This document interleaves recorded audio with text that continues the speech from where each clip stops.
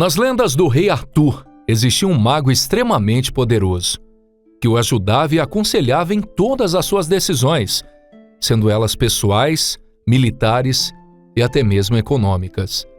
Esse mago poderoso era conhecido como Merlin. As origens desse mago não são tão claras. Entretanto, o que se pode concluir é que a figura de Merlin se baseou de outro mago chamado Myrddin, que surgiu na mitologia celta. Os primeiros registros existentes onde o nome de Merlin é mencionado são do começo do século X. Nele consta que Merlin era um profeta, mas o papel dele foi evoluindo gradualmente como mago, profeta e conselheiro, ativo em todas as fases da administração do reinado do rei Arthur. Nos escritos de Nennius, um contador de histórias galês que viveu por volta dos anos 800 d.C., existem alguns contos que falam sobre um jovem mago chamado Ambrosius, que se tornou conselheiro de Vortigern, um lendário rei da antiga Bretanha. 300 anos mais tarde, o cronista britânico Geoffrey de Monmouth contou uma história com mais detalhes sobre o mago, que ficou conhecida como as Histórias dos Reis da Grã-Bretanha. Nesse relato, um feiticeiro conhecido como Merlin Ambrosius serviu como conselheiro do rei Uther Pendragon e mais tarde serviu também o seu filho Arthur. Geoffrey também escreveu uma obra sobre Merlin, que se baseou em velhas lendas celtas sobre um homem selvagem da floresta com poderes mágicos e adivinhação.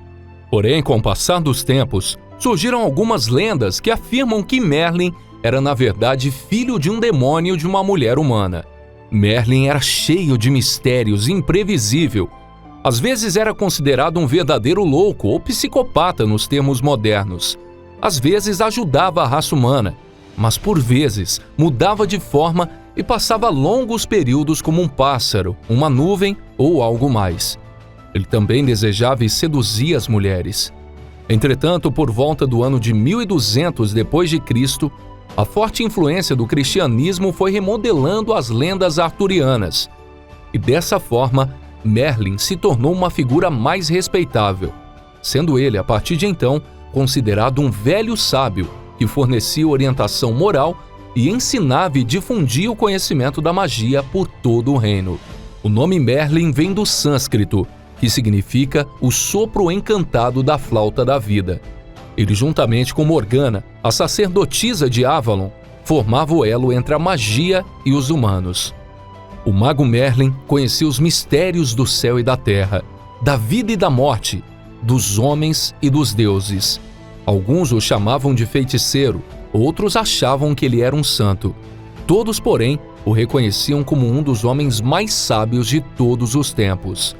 De acordo com a lenda mais famosa sobre as origens do mago, Merlin era o filho bastardo da princesa real de Dyfed. O pai de Merlin era um anjo que tinha visitado a princesa real e acabou engravidando-a. Os inimigos de Merlin diziam que o pai dele era um íncubus, um espírito mau que tinha relacionamentos com mulheres enquanto dormia.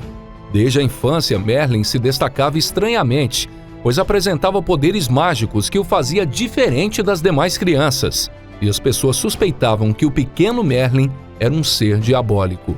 Anos mais tarde, com a retirada romana da Inglaterra e a usurpação do trono dos herdeiros legítimos, o rei Vortigern fugiu da Saxônia e foi para Snowdonia, em Gales, na esperança de construir uma fortaleza em uma montanha em Dimas Emíris, onde ele poderia estar seguro. Mas a construção vivia desmoronando, e os feiticeiros da casa de Vortigern lhe falaram que um sacrifício de uma criança órfã resolveria o problema. Porém, era muito difícil encontrar crianças nessa situação. Felizmente, para a fortaleza de Vortigern, Merlin era um bom candidato para o sacrifício, já que era conhecido por não ter nenhum pai humano. Porém, antes que o sacrifício pudesse acontecer, Merlin usou seus poderes visionários e atribuiu o problema que causava o desmoronamento da fortaleza a uma piscina natural subterrânea, no qual vivia um dragão vermelho e um dragão branco. A partir disso, ele previu que o dragão vermelho de Gales, que representava o rei Vortigern, seria derrotado pelo dragão branco da Grã-Bretanha, que simbolizava o rei Uther Pendragon. Anos mais tarde, essa profecia acabou se concretizando. O mago então decidiu construir o templo por conta própria, usando sua magia para trazer pedras da Irlanda e organizá-las na planície em uma única noite. Segundo a lenda, foi dessa forma que o famoso monumento Stonehenge foi construído.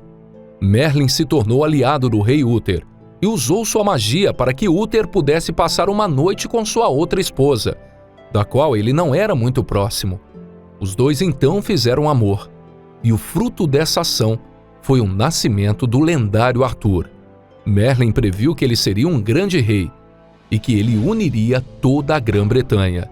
O grande mago, dessa forma, ficou encarregado da educação do pequeno Arthur e o preparou para o reinado. Alguns mitos dizem que o mago moldou a espada mágica Excalibur, que provou que Arthur era o rei legítimo. Merlin também criou a Távola Redonda, na qual os cavaleiros de Arthur se assentavam. O mago foi o responsável pelas maiores conquistas de Arthur. No entanto, ele não conseguiu evitar o desmoronamento da comunhão dos cavaleiros e a queda de Arthur. Merlin se apaixonou profundamente por Morgana, a meia-irmã de Arthur, e ele, movido por uma paixão avassaladora, acabou sendo traído pela própria emoção e concordou em lhe ensinar todos os seus poderes místicos. Ela ficou tão poderosa que as habilidades mágicas dela excederam as de Merlin, o qual estava desestabilizado pela paixão. Morgana determinou que não seria subordinada a ele, e assim o prendeu em uma caverna. Devido a isso, Merlin não pôde ajudar Arthur na Batalha de Canlan, que acabou resultando na morte do lendário rei. Pouco se sabe sobre o destino final do velho mago. Sendo assim, existem várias versões sobre o final de sua vida. Alguns dizem que ele perdeu a sanidade depois da morte de Arthur e entrou na mata, vivendo por lá até o fim dos seus dias. Entretanto, a versão mais famosa é que ele morreu naquela caverna. Merlin é um dos seres mais enigmáticos que existiu. O que se sabe são apenas fragmentos sobre ele e histórias no qual se consegue definir a sua identidade, tendo momentos de total lucidez como um sábio, como de aconselhar Arthur como reinar em perfeita harmonia e a de falar com os elementais e todos os seres da natureza, e outras como a de uma pessoa que acabou deixando ser enganado pelos sentimentos, pondo de lado a razão. Isso faz com que ele seja tão enigmático e carismático, quanto mágico e humano ao mesmo tempo. Bom, pessoal, esse foi o vídeo de hoje. Se gostaram, deixe um like, se inscreva no canal para ficar por dentro do universo mitológico. E se tiverem alguma sugestão para o próximo vídeo, deixa aqui nos comentários. E até a próxima. Valeu!